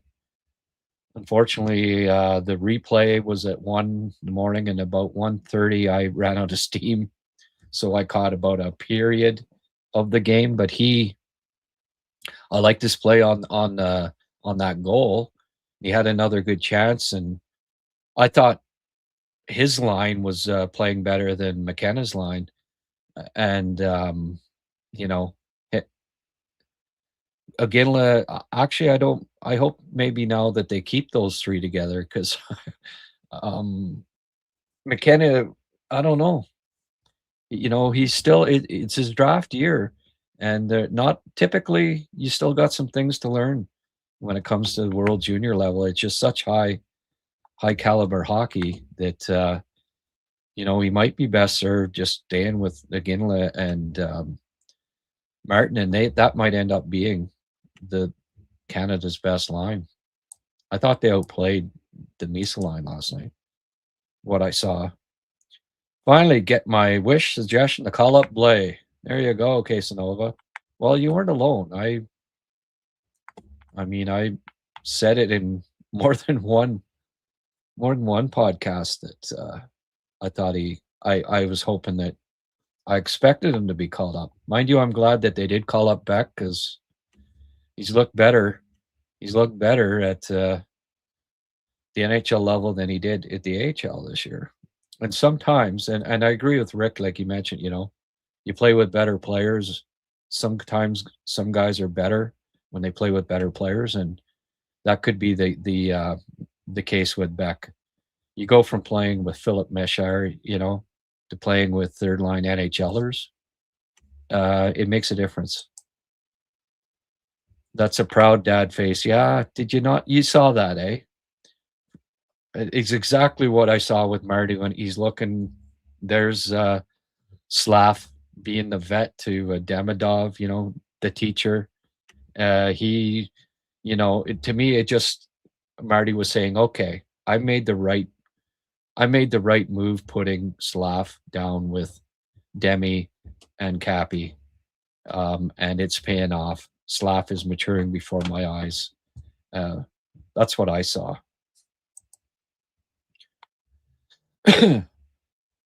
PLE White, Cappy reminds me of Plekanec. Yeah, except he's bigger, right? I mean, Plecky was 5'11", at best. Cappy's 6'2", bigger version of Plekanec, but as far as just how their two-way game, attention to detail, attention to the defensive side of things, intelligence. Yeah, there are some there are some similarities in that regard, I think, between the two. Cappy, Plekanec at 22 had quite a bit of improving to do yet, right? When he, by 25, 26, he was a hell of a good top 2 center in the NHL. Yeah, Pittsburgh's empty net had a better save percentage than Skinner yesterday. Oof. Well, probably say that about Monty a few games this year, but yeah, that's not a bad one. Sheldon, how many people earlier this year were still talking about trading Slaf? Total insanity. Yep. I can't disagree with you there. Oh, we're up to we have 1,000 people tuning in on a Sunday afternoon. Oh, there's some other people like me that I have no choice but not to be an NFL maniac, but it's funny. Like I used to, you'd PVR an NFL game or tape it or whatever and go back and watch it later. And I discovered that a 4-hour game you could watch in 10 minutes. There's 10 minutes of action in a 4-hour NFL game. I like NFL, but give me HabsCast. Give me the Habs. I like how Hughes is just as careful to bring in positive energy into the dressing room. Yeah. Yep. He's bringing in good character, positive players. Danault's high character for sure. That's why the Kiefer Sherwood rumors after what he pulled on Slaf there that time, I think that blew it as far as him ever becoming Montreal Canadian. They don't want to. This is a tight team, and they don't want to mess with that. I don't believe. Precisely why Kent Hughes can afford to trade picks to improve the roster. There's a 2 to 3 year window to clear up the impending prospect logjam before the pool requires replenishing. Pretty much. So tonight, probably Dobish and net. Another win for the Habs. I would think it'll be Doby tonight. As far as winning, here's hoping, right? I hope so. The Canadians, back in Pittsburgh got shut out last game. Sid's going to be chomping at the bit. A lot depends on what Doby we get tonight. If it's 12-win Doby, yes. If it's 5-loss Doby, it might be a tough task tonight, but I hope they can win another one. It'd be good. Yeah, this is thoughts on Marc Bergevin joining the Sabres front office. Well, that's kind of interesting. There's certainly connections to Trevor Timmins here, both, right? You wonder if Trevor, they don't have a bona fide head of amateur scouting right now in Buffalo. They've got a or whatever assistant director of amateur scouting. And that's kind of what Trevor is right now in Columbus. So last 2 GMs he had were Bergevin and Jarmo. Will they be, asking him to come over and be the head scout for Buffalo? It might be either him or Ville Siren, who is the head scout in Columbus. They go back a long way, Jarmo and Ville. So I expect one of the two to be, may not be mid-season here. Typically that doesn't happen, but sometime over the next 8 months, I would suspect that either Ville Siren or Trevor will be moving to Buffalo to be their head scout. And it'll be interesting to keep an eye on that. I hope Trevor gets another head scouting job because I think he got better and better as time went along. Bergevin may want his guy Mailloux while the price is right. He was also a big supporter of signing Jackeye along with Richardson. Well, Armstrong likes Mailloux, or he wouldn't have traded for him. So, like, Armstrong knows that young defensemen with, I was talking about Reinbacher already needing time. Well, it's even more so for Mailloux. 100 games in junior hockey, scratching the surface. Mailloux, he's not going anywhere. The Blues just traded for him. They're not going to turn around and, oh, well, this guy likes him too, I better trade it. You not think that Armstrong likes Mailloux and liked him? He definitely did. To trade a top 17 pick like Bolduc for him? Mailloux's not going anywhere in the foreseeable future. Bontoon. How is JP Hurlbert? You could say Hulbert too, eh? Started dominating the W. Well, I don't know if he's dominating. I mean, he's leading it in scoring, but he's a point getter. When it seems last year he wasn't that great in the USHL. Well, USHL isn't a horrible league. It's a veteran league. There's a lot of 20, 21-year-olds in the USHL, and 16, 17-year-olds rarely do they dominate or put up great stats in the USHL at that age, because it's an older, bigger league than the WHL typically. But you see this often enough. Like even last year, Christian Epperson is a good example, right? He struggled playing in the USHL for the development team in his draft year. He was even a year younger, or at least a half year younger than Hurlbert.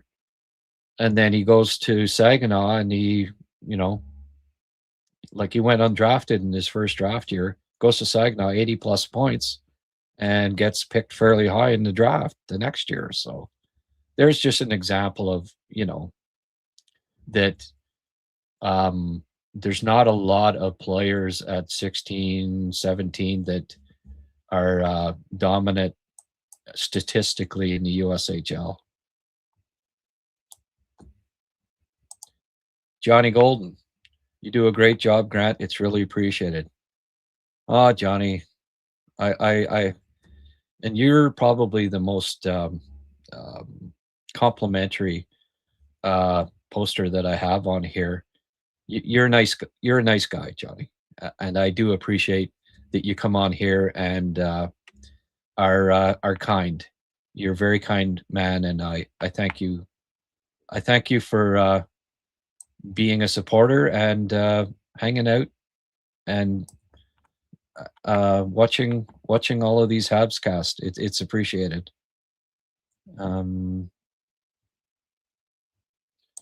Oh, and Jay as well. Thanks, guys. Helps the day go by. Hey, our pleasure. I told Rick if he had a little time to join the live chat. I don't think he's been able to, and that's fine. Hey, he's got a lot on his plate right now. Wife and daughter are sick, and dad just had a hip replacement or some darn thing. So he's got a lot going on, and I'm just grateful that he even was able to find the time to join me today. I would not rule out that it's becoming more likely it's an off-season move, even if it happens. Crosby only moves if he wants to. Like you said, he's loyal, so very unlikely. Yeah.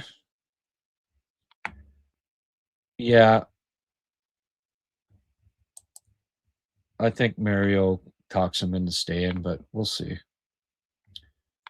They at least have a bit of light. Yeah, they got Kindle coming in. They actually have a couple of good young players, but I don't know. I can't see Pittsburgh competing for a while. Mind you, they've had Malkin at the lineup, and that likely has something to do with why they've been struggling lately. Francois, I've always thought that as well, but I guess time will tell. Even if he does get traded, we have to remember McKinnon is his best friend. Yeah, but Colorado doesn't have the pieces that Montreal does. You got to have the pieces. It's not just up to Sid, all right? I mean, that's a franchise-changing move, trading Sidney Crosby. You're going to want the maximum return, right? Yeah, thanks again, Uncle Evernoob, for your contribution. I appreciate it. We'll get to see Chester this evening. Fine by me, sir. Hey, there you go. Maybe he'll even be awake tonight. Oh, here's my usual toonie. Gotta run, Grant. Okay, Sheldon, thanks.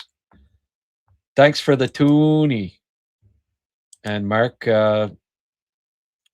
matched him with a toonie. So toonie. Done Rudy. Thank you, guys. Nobody else seems to cover what you do here, Grant. Well, not until you've covered it.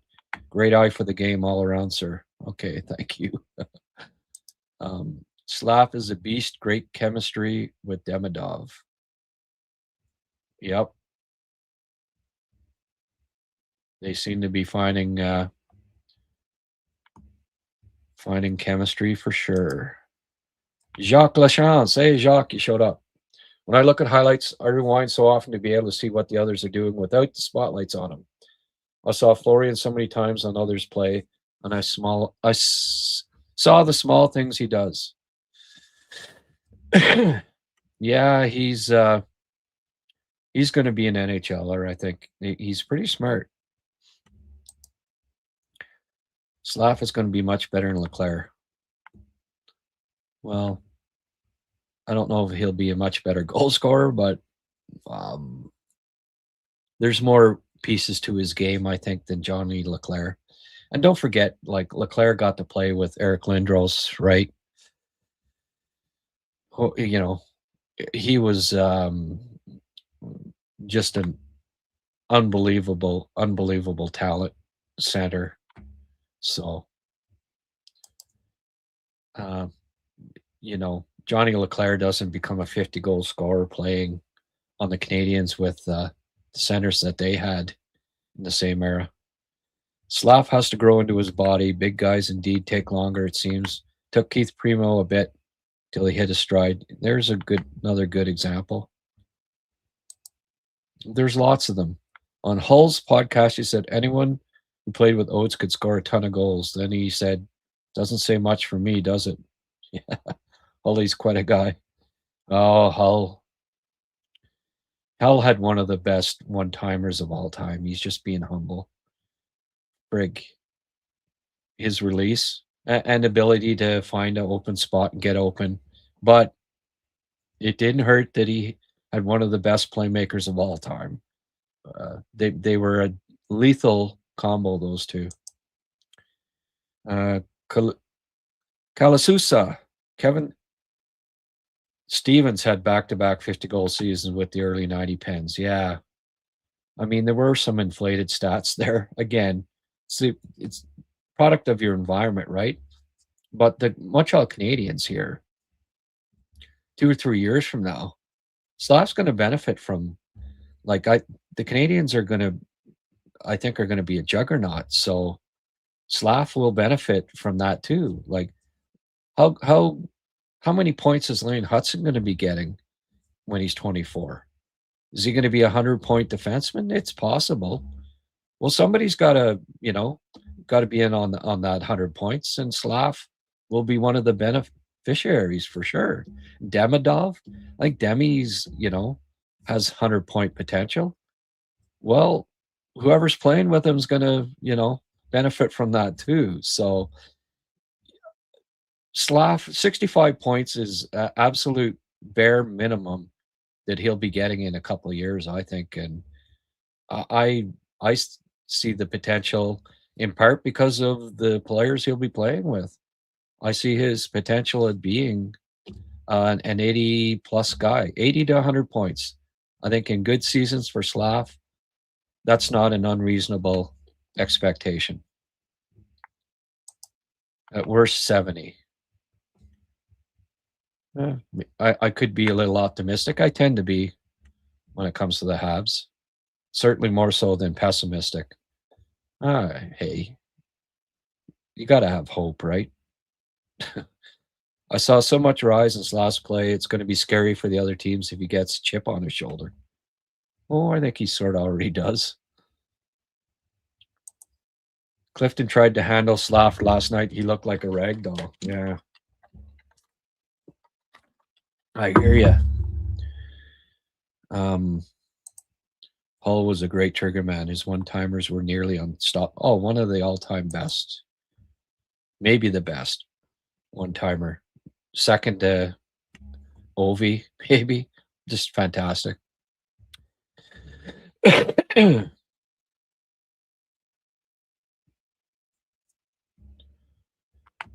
Might have benefited playing 20-40 games and you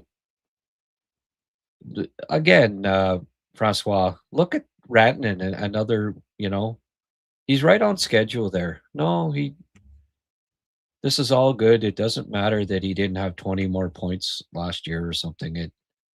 It's when you look at big guys and the development curve, he's right on sked there. Maybe he'd had a few more points last year if he'd have played a bit in the AHL the year before, but we don't know that for sure. Line A shot is better than Hull's was. In the same category, they're similar. Two of the greatest one-timers of all time, the two of them. And Ovi too, obviously. Matthews has a great one-timer too, or used to. Slaf is asserting himself. He's going to be an issue for the opposition. Yeah.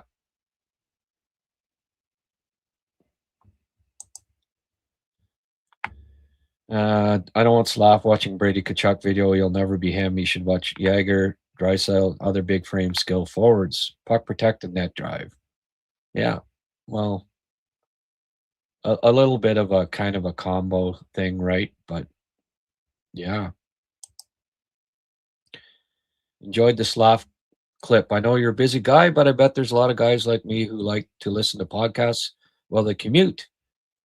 Yeah, well, if you'll notice there last night, I got my little, Spotify, I put last night's episode on Spotify, and I'll do the same today, all right? Thank you. Slaf literally turned into a man this past summer. That he did.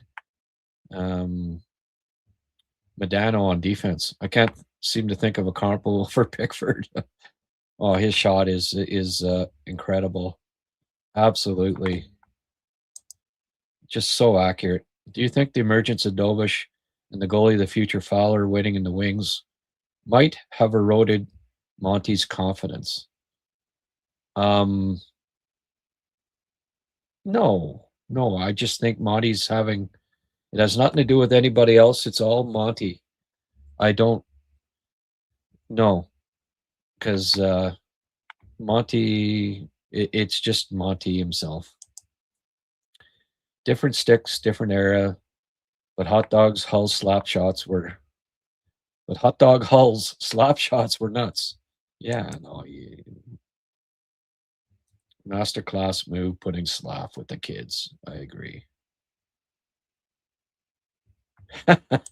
Should get Hull to teach Hudson a slapper. Well, hey, there's genetics there too, right? I'm sure Lane has his dad, Rob's, slapper. Brett Hull had his dad, Bobby Hull's slapper, right? I mean, it's a certain amount of it is.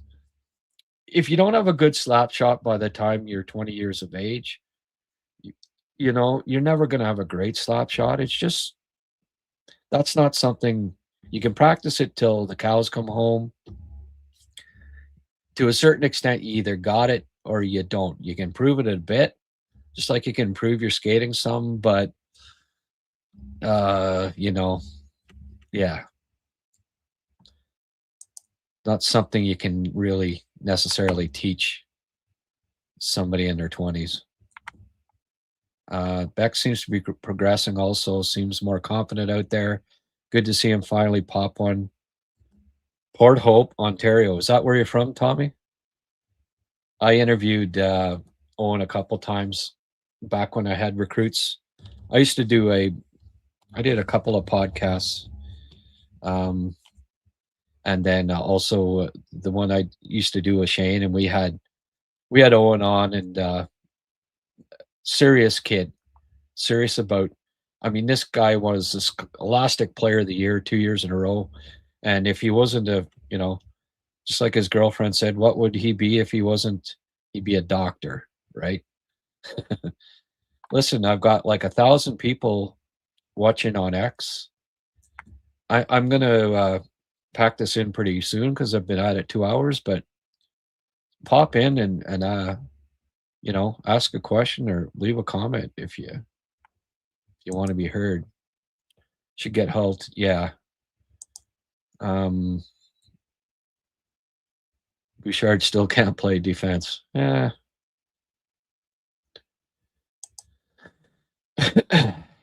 he has his moments. Beck, Engstrom in a second for Tage Thompson into a conference finals. Mr. Swipe or Mrs. Wipe, one of the two. I would say it's probably Mr. Swipe. Well, Mr. Swipe, yeah, I think the ship has sailed on getting Tage Thompson.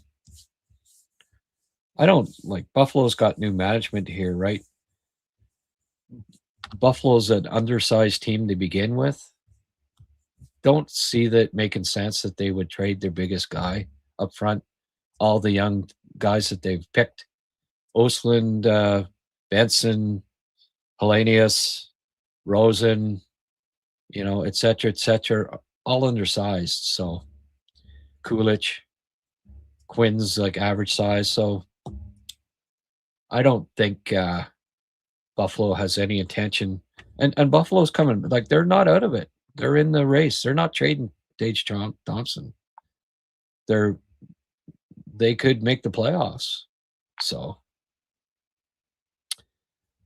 you got to think of it. It takes two to tango. You got to think of it from the other team perspective too, right? Did you see Bouchard get stripped of the puck front? Oh God, he's always going to have some mistakes out there, Bouchard. But playoff time, man. Check out his playoff production. He's a big time playoff guy. He was the same thing in junior. Hell of a passer and just a fantastic booming slap shot from the point.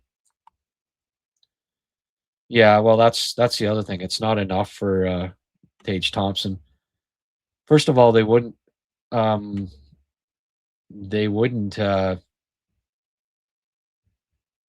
Yeah, I'd make that trade if Buffalo accepted, but they wouldn't. But I don't see Thompson as necessarily being I don't know. He's big, but he's not really rugged. If you're going to get a big guy, I want someone a little more sandpaper because it's going to cost you a friggin' arm and a leg. We're up over 1,000 watching on X. All right, well, I'll go for a few more minutes here, but got to save my throat a little bit for tonight. Post game. I don't want Bouchard enough to judge. Okay, well, enough about Bouchard. I'll get a few more comments here and then we'll get rolling.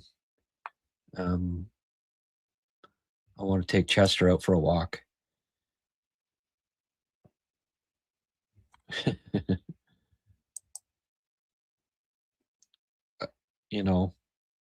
Buffalo's in the playoff race.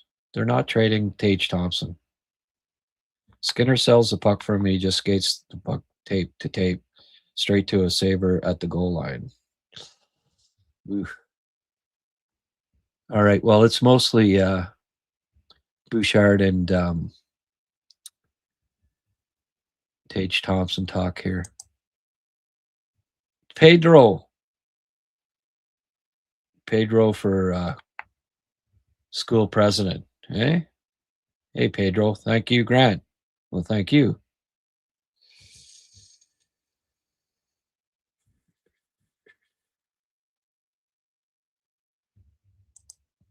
the analyst.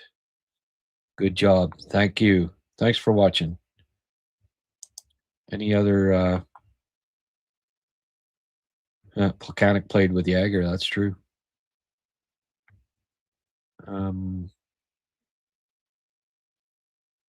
Yeah, Pittsburgh is on a decline.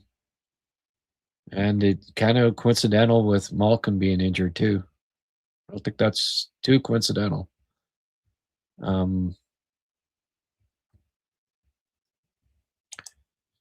Francois, I'll tag along with the boys. More toonies. Hey, appreciate it. Oh, Wolfie. Getting some. I got a $2.79 donation and a $2.22. That's kind of cool. Thank you.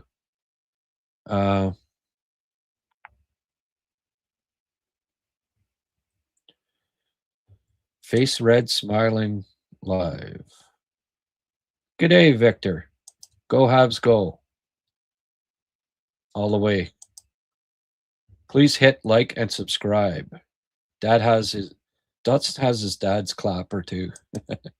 Well, that's what I said. I didn't see that. Sorry. You were thinking on the same lines as me. Please hit that like and subscribe. Yeah. Please do. My thoughts on Galley, Danault, Texier, at least for a try. Well, we talked about it a little bit there, frankly. Rick and I did, if you want to go back and watch that part. But I think the Galley, it makes sense that Galley gets reunited with Danault because they had great chemistry. As far as shutdown pair, they were awesome. So I think Gallagher plays with Danault. I'd put Anderson with them. Andy had 2 goals last game. I think you promote him. When Anderson's on his game and he's power horsing, hey, I don't want him on the 4th line. I don't want him playing with Veleno in 8 minutes. I want him on the 3rd line with Danault and Galley. I think that could be a hell of a shutdown line. That would be mine. And then Texier can play with Veleno and Beck on the 4th line. Or you have Beck with Galley and Danault. But Texier is the other possibility. Personally, I give it to Josh right now. Josh can be, when he's rolling, man, he can be a difference maker. And I right now, Josh has it going. Frankie almost had a hat trick last night. I would give it to Josh myself. And he brings that size, physical element to the line too, right? Thompson had more Joel Otto in him. I know he'd be something else. Detroit 2-1 now. They're not cooperating. There you go. Evans and Anderson haven't done much most of the year until Texier played with them. Not sure I'd change. Yeah.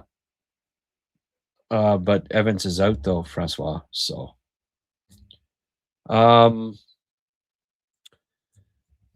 the way, I haven't seen Donnie McCaskill here.